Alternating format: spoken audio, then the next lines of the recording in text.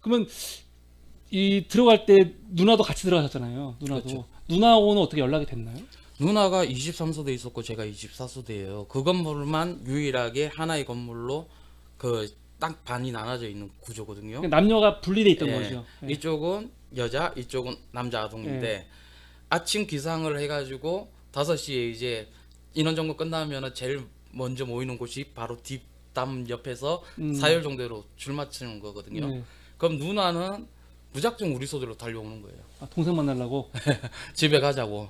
아, 그러면 아시다시피 군문화에서는 소대 이탈이라는 것은 병영 음. 탈영이 되잖아요. 그러면 이제 두들겨 패고 강제 그 군문화 같으면은 탈영죄로 해갖고 수용소에 그 영창 보내면 그만인데 형제복지원은 이미 수용소인데 어디다가 보내겠어요. 두들겨 패는 것밖에 없죠. 그럼 이제 내보는 앞에서 누나를 차근차근 밟고 막 그런 거죠.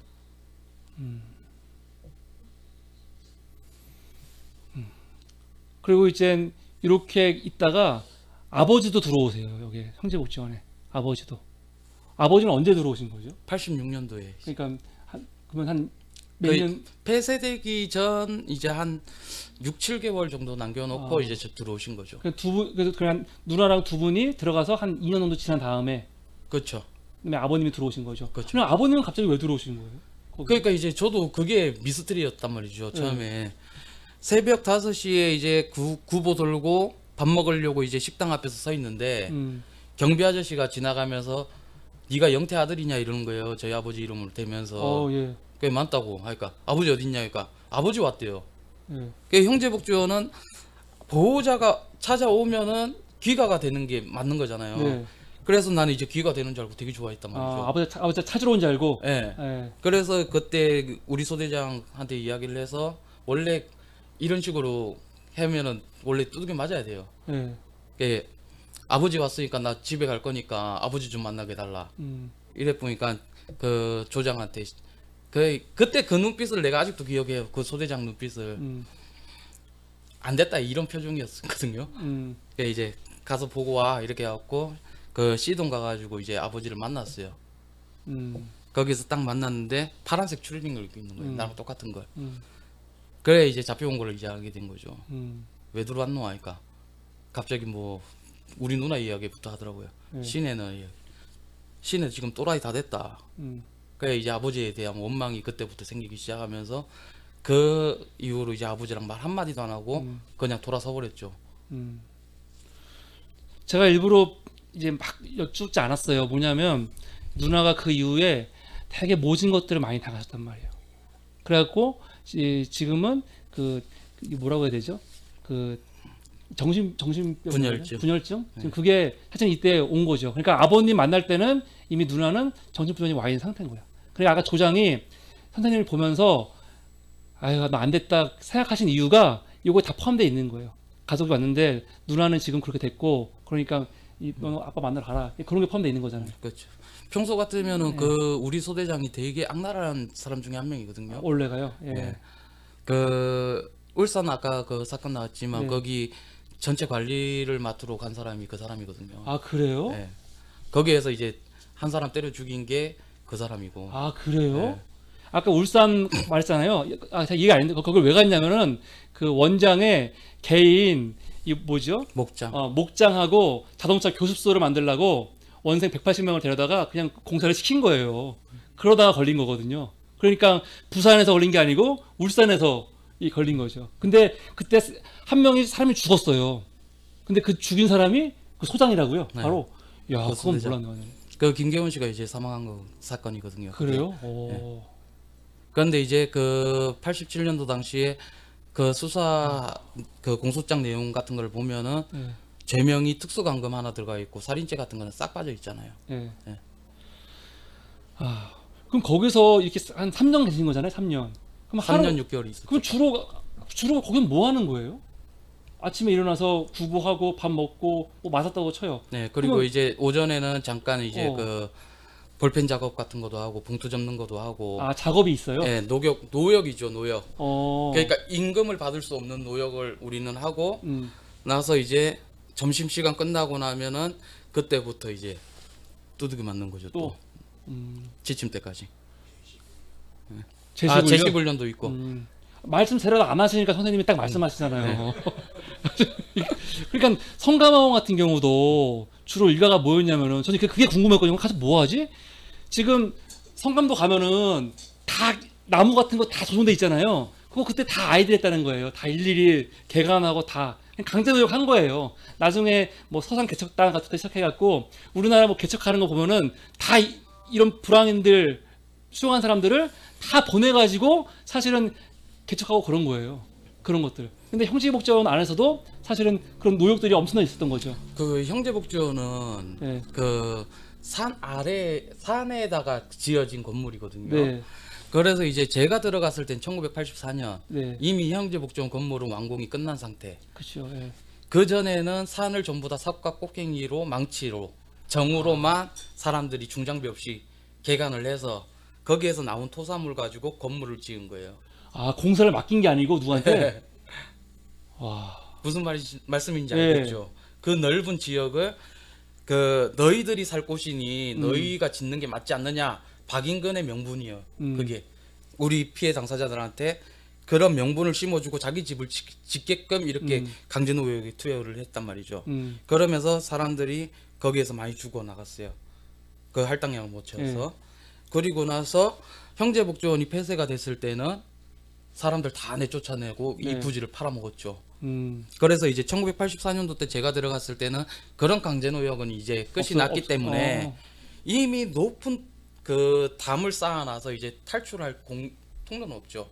그러니까 더 많은 사람들은 수용이 가능해졌고 그래 보니까 이제 그 많은 사람들을 수용 관리하기 위해서라면은 딴 생각 먹지 못하게 탈출할 생각 못하게 하루 종일 두들겨 패는 거예요. 기압 서로 주고. 감시도 하고. 그렇죠.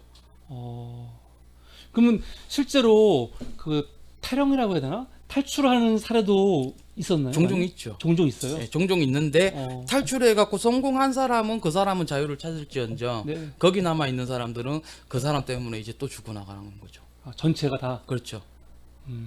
그런데 또 더 열받는 게 뭐냐면 그렇게 우리가 두들겨 맞고 이렇게 하는 건 당연한데 왜 다시 잡혀오냐 이거죠.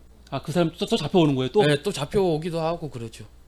그 잡혀오는 거는 도망가면 잡아야지 해서 복지에서 나가서 잡혀오는 게 아니고 그냥 또 생활하시다가 갑자기 또 이 불황인 단속이나 그걸 걸려서 잡혀오는 건가요? 네, 이제 탈출해가지고 탈출할 때 잡혀오는 사람들도 있고 네. 탈출 미수에 거친 사람도 있고 네. 어떤 사람은 탈출을 했는데 네. 또 다시 경찰에 의해서 잡혀 들어오는 경우도 있고.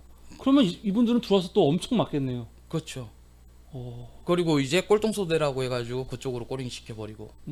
그리고 나서 그 형제복지원은 여러 가지 쇼를 많이 했어요. 박인근 원장이 사람을 돈놀이로 어떻게 사용할지를 너무나 잘 아는 사람이에요. 형제복지원 안에서 강제 결혼을 시켜요. 아, 안에서 결혼도 시켰어요? 네, 그러니까 이제 자기한테 충성하는 사람들 위주로 해가지고 남녀 짝을 지어서 네. 결혼까지 시켜줘요. 그리고 나서 그 이제 그 부부 생활을 할 수 있게끔 잠깐 해주기도 하고 아니면 또 사회로 내보내주기도 해요. 예. 이걸 이제 홍보용 책자에 담아서 배포를 해요. 사회에다가 우리는 이렇게 건전하게 그 생활을 하고 사람들을 다시 갱생을 시켜서 사회로 환원한다. 이런 개념으로 사회복지 운동을 판을 짠 거예요. 이 사람은. 그래 놓고 이 사람이 나가잖아요. 2, 3일 후면은 교회당에 가보면 이 사람들 또 잡혀와 있는 거예요. 아, 나간 사람이요? 네. 또 잡혀와 있다고요? 그렇죠. 그리고 그 강제노역 해가지고 무슨 와이셔츠를 만드는 봉제공장이라든가 뭐 이런 곳에서 일을 하잖아요. 수익이 낮잖아요. 네. 그럼 그 사람에 대한 월급을 얼마씩 해가지고 박인근이 그 피해 당사자의 통장에다가 적금을 부은 것처럼 해요. 네. 그래갖고 돈을 찾아서 이 사람들한테 사회에 내보내요. 다시 고생했으니까 이제 사회 정착하라고 정착금식으로 모은 돈을 줘요. 네. 그런데 얼마 되지 않아요, 돈이. 근데 이 돈을 이 사람들은 몇 년씩 고생해갖고 형제복지원에서 이제 나온 거잖아요. 네. 얼마나 자유롭겠어요. 제일 먼저 생각나는 게 뭐겠어요? 술이겠죠. 그러면 술 한잔하고 또 이제 집에 가기 위해서 역전 앞에 앉아 있다가 잡혀오는 거예요. 그러면 교회당에 가보면은 또 빨간색 그 쌀집 마다리 그거 입혀놓고 네. 나는 멍청하게 또 다시 그 짐승의 삶을 선택했습니다. 뭐 이런 식으로 적혀 있죠. 아, 사람들 앞에서요. 예. 그리고 이제 박인근한테 두들겨 맞고. 아니 근데 갑자기 교회당 얘기를 하니까 그 안에도 교회가 있던 거예요? 새마음 교회가 있었죠. 새마음 교회. 예. 제일 그 꼭대기에. 원장이 교회 장로였잖아요. 그렇죠. 그렇죠. 그래서 그 안에서 종교 의식들이 많고 그 목사님도 있었겠네요 안에. 그 목사들은 그 초빙 해가지고 예. 들어오시는 분들이 있고 전도사님들이 있었고. 근데 그분들은 네. 지금 이 안에 이 원생이라고 해야 되나? 그분들 생활을 전혀 모르는 분들이 모르나요? 모를 수가 없죠. 다 아는 거예요? 알죠. 알면서도 그렇게 하는 거네요. 그렇죠. 심란해지네요. 그게 이제 형제복지원안에서는 그 네. 종교의 자유라는 게 없어요. 네.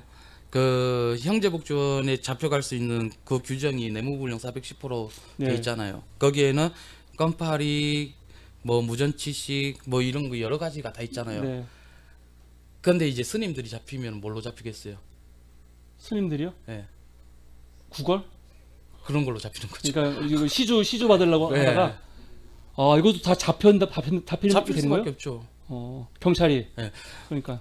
한글 표현을 정확하게 뜻을 해석을 하자면은 불황인이라고 할 수 있는 것은 스님만큼 합당한 말이 없어요. 왜? 스님들은 언제나 돌아다니는 사람들이잖아요. 네. 근데 그 스님들이 무슨 뜻을 갖고 이렇게 자기가 이제 도를 닦기 위해서 하는 행위 중에서 무작정 걷는 것도 포함이 돼 있을 거지 네, 않습니까? 그렇죠. 예. 그런데 생각 없이 돌아다니는 사람도 구속하게끔 돼 있으니까 경찰들은 그런 사람들 다 잡아가는 거죠. 네. 그리고 예배당에서 스님들이 아멘을 안 한다고 두들겨 패는 거죠. 실제로 스님들이 잡혀와서 그럼요. 그건 책에 없던데 그런 내용은. 책에 없는 내용을 하셔야 되는데 제가 당황스럽네요. 네. 그래요? 야, 진짜 그게 이제 기가 막히네. 형제복지원은 종교의 자유도 없고 네. 오로지 맹목적인 걸 네. 해야 되는 거고. 그 박인근 원장이 저희한테 항상 예배 시간한테 하는 말이 이곳에서 나가고 싶거든 하나님께 기도를 하래요. 네. 그래서 난 매일 밤마다 기도를 했죠. 네. 아버지 좀 데리고 오라고. 그랬더니 아버지를 잡아와 버렸어요. 그러니까요. 근데 그러니까 내 입장에서 같이 나가는 게 아니고 같이 수용하는 아버지 되는 거잖아요. 그렇죠. 네. 그러니까 내 입장에서는 과연 신이란 존재하는가? 인간이 자기들 사리사욕을 위해서 만들어낸 것이 아닌가? 이런 생각을 너무 어릴 때부터 듣게 된 거죠. 그래서 실제로 교계 인터뷰 또 교계 기사 같은 거 많거든요. 여기 보면은 박인근 원장에 대해서 엄청나게 찬양하는 게 많아요. 그러니까 복지원을 너무 잘 운영해서 뭐 하고 있다 이렇게 교계 신문 같은데 되게 많습니다. 찾아보시면 제가 찾아봤거든요. 그러니까 진짜 이 기가 막히는 일들이 이렇게 있는 거죠.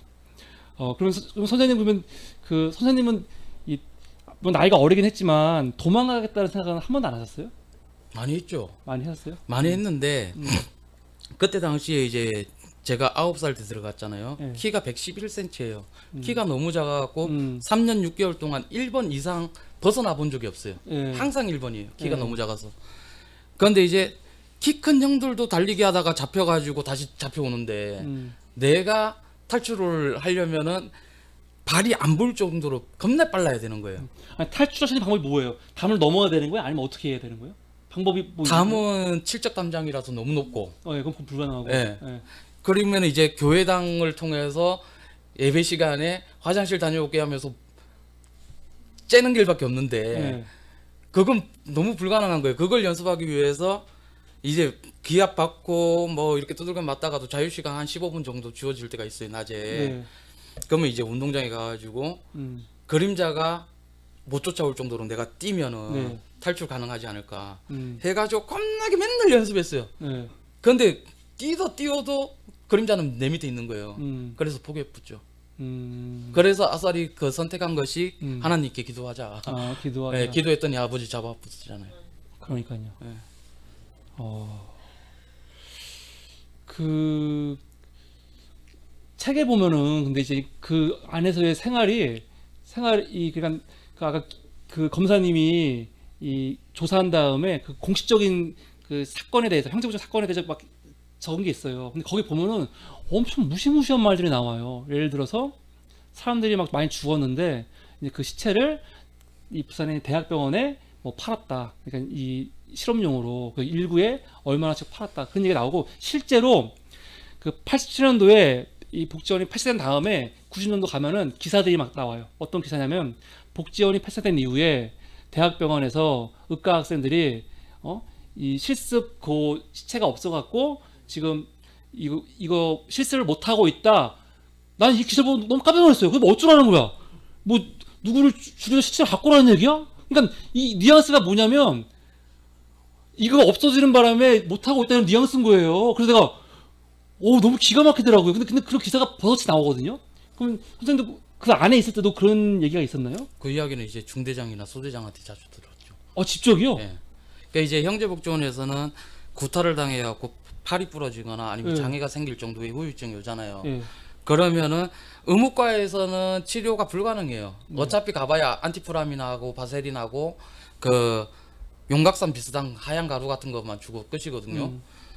그러니까 어차피 뼈가 부러지거나 이랬으면은 사회로 데리고 나가고 병원에서 진료를 받게끔 해요. 근데 이제 장애가 이렇게 생겨갖고 들어오게 되면은 본방으로 소대로 오잖아요. 근데 그 본방에 온 다음에 장애 소대로 이제 전방을 간단 말이죠. 근데 이제 거의 죽기 직전까지 간 애들은 병원 일로 체크돼가지고 영원히 안 돌아와요.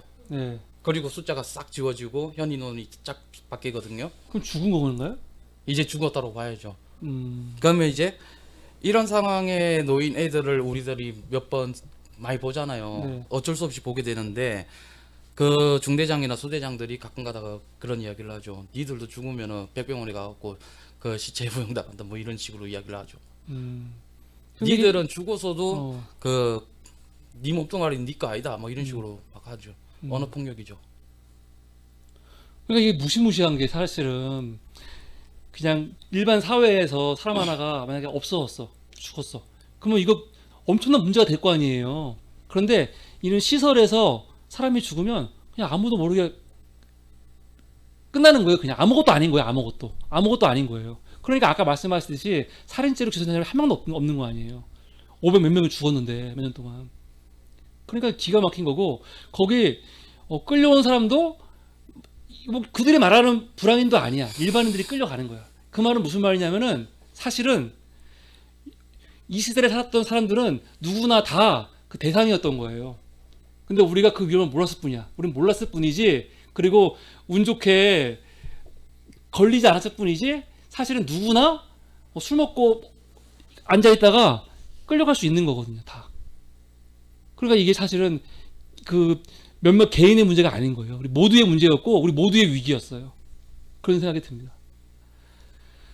책에 보면은 교회에서 어떤 사람이 선생님 조장이 나 탈출한다 이야기해놓고 탈출한 분이 나오잖아요. 네, 빰빠이. 그분은 어떤 분이에요? 그 조장이었죠. 그분이? 예, 조장이었는데 그 진고는 이름까지 기억이 할 필요는 없지. 빰빠이 조장이라고 있었는데 하필이면은 그 이제 키가 작다 보니까 1번이잖아요. 네. 그 교회당이 그 약간 이렇게 내리막처럼 돼 있어요. 안에 네. 의자들이. 네. 그러다 보니까 키가 작으니까 맨 뒤에 앉힌단 말이에요. 네. 언제나. 네. 그래서 딱 앉아 있는데 보통 키가 작으면 앞에 앉히지 않아요? 어차피 내리막이라서. 네. 그래서 이제 그 조장이 탈출할 거면 그냥 조용히 혼자 자기가 탈출하면 될 것을 네. 왜 꼭 내 등을 꼭 찔러 갖고 말하고. 내 이제 도망갈 건데 나중에 소대장이 그 아냐고 물으면 모른다고 해라. 얘기 안 하고 가면 되잖아. 그러니까 내 말이요. 네. 근데 이제 굳이 꼭 그렇게 이야기해갖고 탈출을 했어요. 네. 성공을 했어요. 네. 근데 이제 나는 이제 소대 가갖고 단체 기합 받을 때 또 특별히 끌려가갖고 세면장에서 또 두들겨 맞았단 말이죠. 네. 알았냐 몰랐냐로. 근데 이제 이미 탈출했고 난 몰랐다고 해야죠. 알았다고 하는 순간 더 맞으니까. 근데 9살, 10살짜리를 그냥 사정 없이 많이 때리는 거예요? 그때가 제가 아마 11살이었어요. 11살 때? 예. 11살도? 예. 11살이면은 뭐 그냥 당연히 맞는 거예요? 노동 가능이라고 이미 적혀 있는 이상 그거는 이제 그 애로 분류를 안 하는 거예요. 그냥 그런 거예요? 짐승으로 이제 분류하는 거죠. 어차피 짐승 두들겨 팰 때 그 가축 농장에서 채찍 휘두를 때 새끼라고 안 휘두르는 거 아니잖아요. 다 똑같이 휘두르잖아요. 그래서 그 책에 보니까 그 조장이 근데 또 찾아와가지고 담장 밖에서 야 네. 좀만 참아라. 네. 뭐 그렇게 하더라고요. 그래서 그분이 역할을 한 거예요. 나중에 이게 알려지는데. 그러니까 이제 나는 그렇게 이제 추측을 했었는데 또 다시 한편으로 생각해 보니까 예. 그 형님이 밖에서 이제 뉴스를 보지 않았을까. 86년 그 12월 그쯤에 이제 김용훈 권사님이 수사를 들어갔으니까. 네. 그리고 이제 박인근 구속당하고 뭐 네. 이런 뉘앙스의 뉴스들이 나오니까 이제 이 사실을 제일 먼저 우리 피해 당사자들한테 알려주고 싶어서 오지 않았을까. 본인이 뭐 역할을 하는 게 아니고. 예. 그러다 보니까 이제 조장도 그 안에서 자기가 가혹행위를 했다 하더라도 제일 먼저 걱정되는 사람들이 피해 당사자인 거죠. 그러니까 이제 기쁜 소식이 있으니까 우리한테 제일 먼저 알려주기 위해서 자기가 잡혀올지도 모르는 그곳에 네, 다시 와서. 다 와서 간식까지 뿌려주면서 좋은 일이 있을 거다라고 하면서 다시 도망칠 일은 없죠. 참 특이하네요. 네. 조장이 제일 많이 때린 사람 아니에요, 사실요. 그렇죠. 그런데 또 이렇게 도망가는데 다시 또 와갖고 소식을 전해주고 그것도 참. 근데 이제 입장을 바꿔서 생각을 해보면 그들이 그 조장이라 할지라도 자기들이 원해서 이렇게 했다기보다는 그렇게 하지 않으면은 자기가 이제 죽어야 되는 시체 일부용으로 팔려나갈 수도 있는 구조다 보니까 가혹행위를 할 수밖에 없는 구조잖아요. 그러다 보니까 이제 그런 부분은 충분히 이해는 돼요. 다만 이제 제 입장에서 더 화가 나는 건 뭐냐면 형제복지원이 이렇게 운영될 수 있게끔 한 국가가 관리 감독도 하지 않고 그 형제복지원 박인근 원장이 찍은 사진들 안에 보면은 형제복지원을 시찰 돌려고 오신 대공분실 국장이나 네. 이런 사람들이 막 있어요. 경찰청장이나 이런 사람들. 이런 사람들이 왜 감찰 같은 건 하지 않고 원장실에 가고 어떤 이야기를 했었는지 그리고 무엇을 받아 먹었는지 그게 더 화가 나는 거죠. 그럼 그 안에 있을 때는 지금 말씀하신 것처럼 일반인들, 뭐 이 공무원들 말고도 일반인들은 전혀 만날 수가 없었던 겁니까? 한 번씩 이렇게 사찰 돌고 그런 것도 없고? 일반인들이 가끔 가다가 이제 견학 차원에서 견학? 예, 네. 교회 이름으로 해가지고 들어오는 경우가 있어요. 네.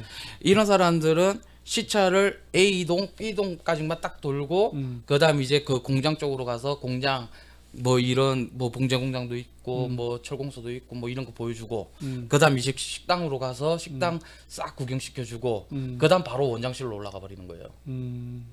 그러니까 우리가 일반 소대원들이 있는 곳은 전혀 돌아보지도 않고 시찰하는 거예요.